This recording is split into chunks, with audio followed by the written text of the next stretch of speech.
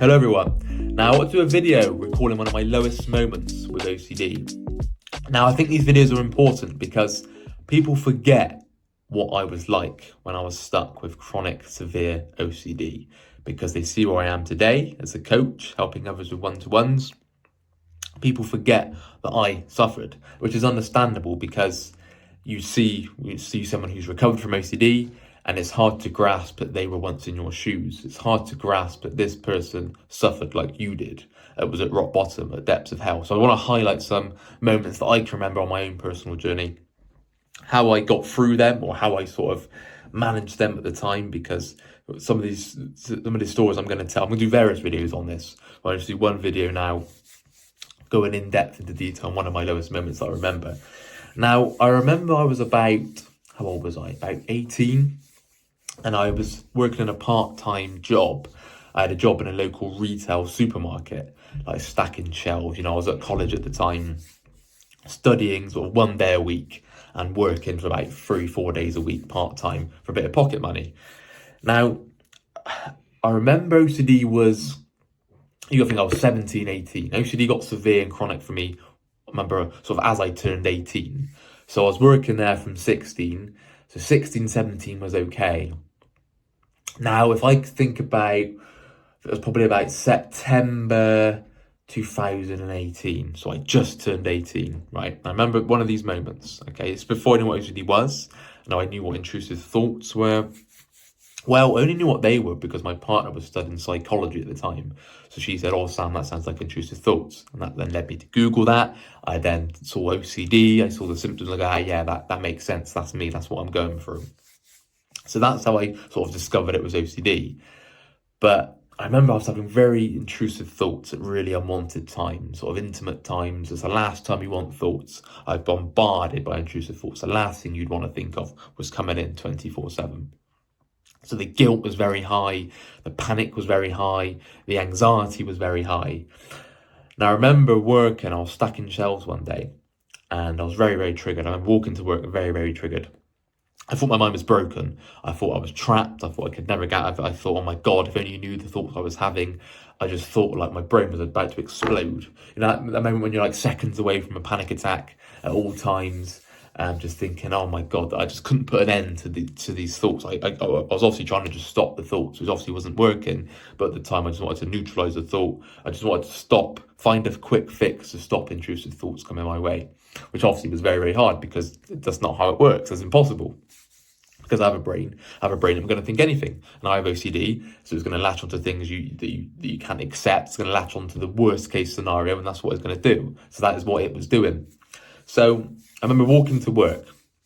Like I said, it felt like my brain was about to explode. Panic attacks, the anxiety was so much, incredibly difficult, debilitating, life sort of changing anxiety. What I mean by that is, like looking through a lens, it was like a filter of guilt and anxiety. So everything that I did, it was like, well, no, the anxiety was so high. So I felt like I couldn't enjoy anything, felt like I couldn't be excited for anything, felt like I couldn't be present, I couldn't connect to anything because it was just like that misted glaze, that vacant stare where you're sort of trapped in your own mind, where you're so caught up in your own mind that every external thing around you just happens and you just don't really engage with it. You're not really involved with it. You're there, you're physically there, but you're not connected to it. You're not involved in it.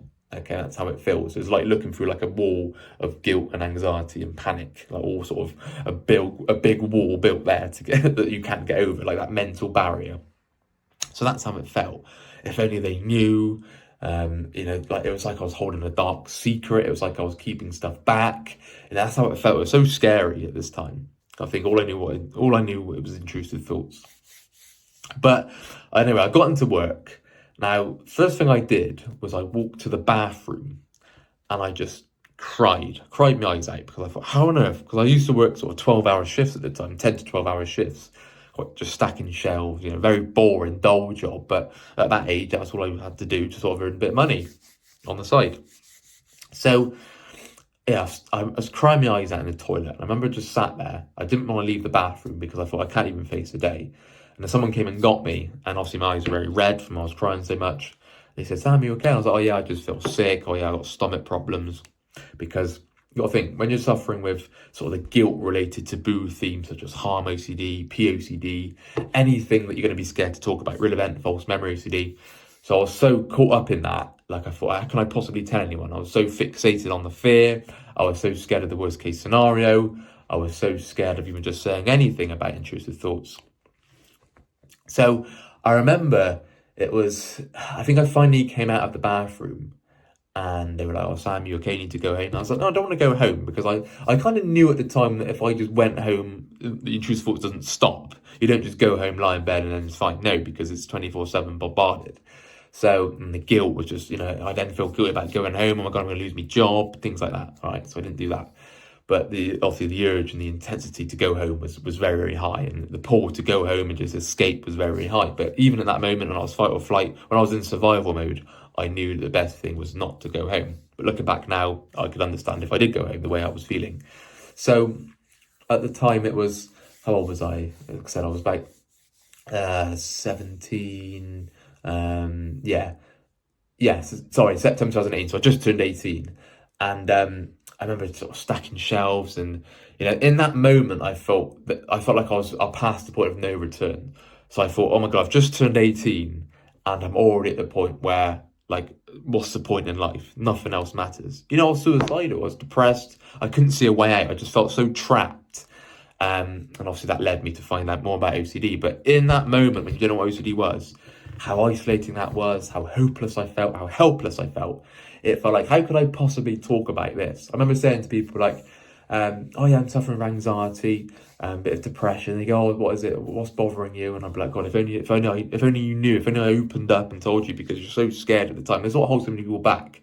It's why people stay stuck for years, because they're so scared to talk about it. When people talk to me now, in one-to-one calls, I say, look, let's be honest here. Do not avoid saying anything, because to overcome this, we have to go into the eye of the storm. We have to see what's bothering you, what you're scared of, what your beliefs are, and dissect those irrational beliefs. Okay, we have to see what's causing how you feel. So, for example, if you're feeling depressed and anxious and guilty, it's not the thoughts that's causing that, it's your reaction to the thoughts, it's how you're labeling yourself. But that's getting into irrational beliefs, that's getting into unconditional acceptance, which we've done many videos on the channel, but I want to stick to what I'm talking about here, and that is my lowest moment. So, I remember coming out of it, each work felt like, I remember looking at the clock, and each hour just felt like a lifetime, because it was like, oh my God. But then the worst thing about that was, even when I come out of work, then it's not like there's a relief. It's not like there's an escape. It's not like I just go back living to a normal life. No, because it was like, well, as soon as you get home, you're still bombarded by thoughts. You still have to then live with family and a girlfriend. Like, oh my God, if only they knew, and things like that. So, and I remember the worst thing was, people would say, Sam, I'm buzzing for the weekend. Sam, I'm buzzing for the evening. Sam, I can't wait to go to football tonight. I can't wait to watch this film tonight. I can't wait for this meal. And I was like, oh, I sort of pretend I'm excited, but I was like, deep down, I was like, I'm absolutely dreading these things. I just wanted to go home and hide away. So that was really, really tough. Yeah, when I was locked up away in that bathroom, and I'm sure people can relate to that, just crying for a good couple of hours, like physical sensation as well. I wasn't just crying, it was like heart palpitations really quick, sweating, just sort of, just DPDR really bad, depersonalized, derealized state, where, I just didn't feel real in a way where if I spoke to someone, it felt like I just wasn't there. I just felt like I just couldn't connect to anyone, because it was just, like I said, looking through that misty glass of guilt and anxiety and panic. So that was a really, really low moment. Now, how did I overcome that? Well, I obviously kept going to work at the time. That was the moment I then reached out for help, because I remember saying to my partner, look, I can't go on like this. Something needs to change. Like, this isn't just intrusive thoughts. This isn't just a bit of anxiety. This isn't just a bit of guilt or panic. This is life debilitating, unable to function kind of way. Because even when I dragged myself to work, I then go home from work and just sort of lie and sleep and cry. Right, and then getting up to work, it was like, just even getting up in the morning felt like hell, because my brain would be scanning from the minute I woke up. So I'd wake up, and my brain would find something like 5 years ago, 10 years ago, what happened last week, yesterday, or just the intrusive thought you had last night, or an intrusive thought that as soon as you wake up, your brain kicks into gear. Yes, remember that. Have this intrusive thought. And it was like that on a loop, 24/7 loop. So when people say to me, Sam, I'm scared to say what the thoughts are. I'm scared to say when the thoughts come in. I'm scared to say what the theme is. But you're speaking to someone who suffered with all the sort of the guilt related to boo themes, where it feels like your life's over. It feels like nothing else matters. It feels like, what's the point in life? If only they knew. My whole life was if only they knew. You know, everything I did, if only they knew this, if only they knew that. If you had the job promotion, if only they knew. If you scored a last minute goal in your football team, if only they knew, they wouldn't be celebrating. If you was out on a date, if only they knew. Out down the pub with friends, if only they knew. You know, even sat at home watching TV, if only they knew, kind of thing. So that was 24/7 all the time on a loop. Okay.